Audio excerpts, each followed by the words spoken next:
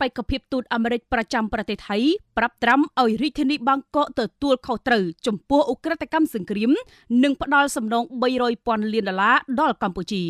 នៅថ្ងៃទី5មករានៅលើបណ្ដាញសង្គម X ផ្លូវការរបស់អតីតបេក្ខភាពឯកអគ្គរដ្ឋទូតសហរដ្ឋអាមេរិកប្រចាំប្រទេសថៃលោក Lee Wood-Pooបានលើកឡើងចំថាយោធាថៃបានប្រព្រឹត្តឧក្រិដ្ឋកម្មសង្គ្រាមនិងឧក្រិដ្ឋកម្មប្រឆាំងមនុស្សជាតិនៅក្នុងប្រទេសកម្ពុជាបណ្ដាលឲ្យមានជនរងគ្រោះនិងជនស៊ីវិលស្លូតត្រង់ជាច្រើនត្រូវបានស្លាប់និងខូចខាតយ៉ាងធ្ងន់ធ្ងរដល់ហេដ្ឋារចនាសម្ព័ន្ធស៊ីវិលខណៈការប៉ាន់ស្មាននៃការខូចខាតបឋមគឺប្រហែល$300,000 លានអាមេរិកនៅលើគណនីអ៊ិញផ្លូវការរបស់លោក Lee Wood បានបង្ហោះសារច្បាស់នៅថ្ងៃច័ន្ទទី5មករានេះថា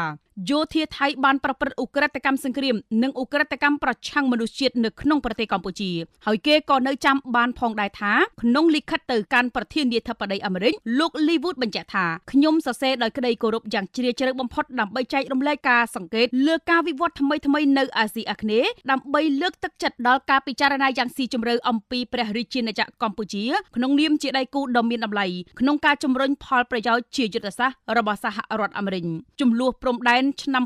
2025រវាងប្រទេសថៃនិងកម្ពុជាបានធ្វើឲ្យមានការចាប់អារម្មណ៍ឡើងវិញលើស្ថិរភាពក្នុងតំបន់និងភាពចាំបាច់នៃការថែរក្សាកិច្ចព្រមព្រៀងអន្តរជាតិខណៈដែលកិច្ចព្រមព្រៀងសន្តិភាពនៅថ្ងៃទី26ខែតុលាគឺជាជំហានដ៏សំខាន់មួយឆ្ពោះទៅរកការបន្ធូរបន្ថយភាពតានតឹងប៉ុន្តែបទបញ្ញត្តិសំខាន់នៅតែមិនទាន់ត្រូវបានបំពេញ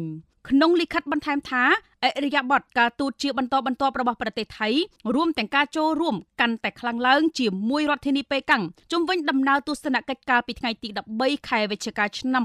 2025ដោយព្រះមហាក្សត្រនិងនាយករដ្ឋមន្ត្រីក្នុងពេលតែមួយ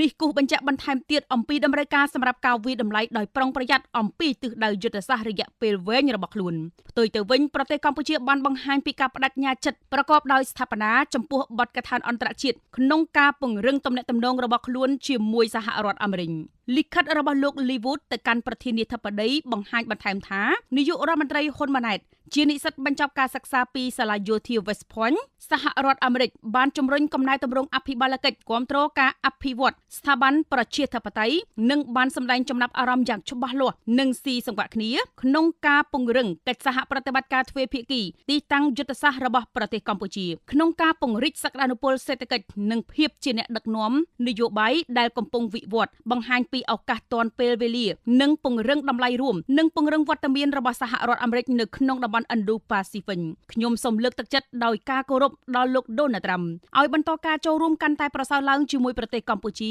ជាផ្នែកមួយនៃយុទ្ធសាស្ត្រតំបន់ដ៏ទូលំទូលាយរបស់យើងខ្ញុំសូមថ្លែងអំណរគុណយ៉ាងជ្រាលជ្រៅចំពោះភាពជាអ្នកដឹកនាំរបស់អ្នកនិងការបដិញ្ញាចិត្តយ៉ាងមុតមាំរបស់អ្នកចំពោះតំបន់ Indo-Pacific ដ៏សេរីបើកចំហនិងស្ថិរភាពគួរបញ្ជាក់ថាលោក Lee Wood គឺជាបេក្ខជនសម្រាប់តំណែងឯកអគ្គរដ្ឋទូតសហរដ្ឋអាមេរិកប្រចាំប្រទេសថៃនាឆ្នាំ2017